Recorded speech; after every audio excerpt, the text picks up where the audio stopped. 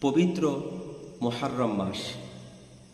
এটি সেই মাস যে মাসে খিলাফতকে প্রতিষ্ঠার জন্য রসুলের কলিজার টুকরা নয়নের পুতুলি ইমাম হুসাইন রাদিয়াল্লাহু তাআলা আনহু কারবালার ময়দানে শাহাদাত বরণ করেছিলেন। এই পবিত্র মুহররম মাসে একটি বিশেষ দিন আছে, নাম হলো আশুরা। এই দিন ঐতিহাসিক দিন। এই দিনে মুসা আলাইহিস সালামকে বিজয় দান করেছিলেন ফেরাউনের বিরুদ্ধে।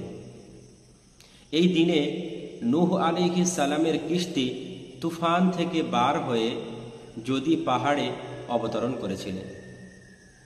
এই আশুরার দিনে রোজা রাখা সুন্নাহ। এই আশুরার দিনের রোজা পালনের মাধ্যমে রসুল সাল্লাল্লাহু আলাইহি ওয়াসাল্লাম আল্লাহ তাআলার নিকট বিগত বছরের গুনাহ মাফের প্রত্যাশা রেখেছেন। আজ ৯ মুহররম।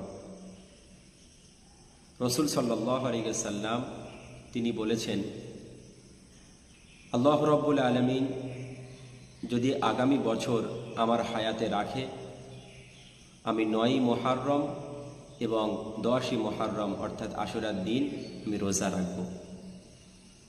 কিন্তু মহান রব্বুল আলামিনের ডাকে সাড়া দিয়ে তিনি চলে গিয়েছিলেন। অর্থাৎ আজ ৯ মুহররম। আমরা যারা রোজা রাখতে পারিনি, কাল আশুরার দিন, কাল রোজা রাখব এবং ১১ই মুহররম রোজা রাখব ইনশাআল্লাহ।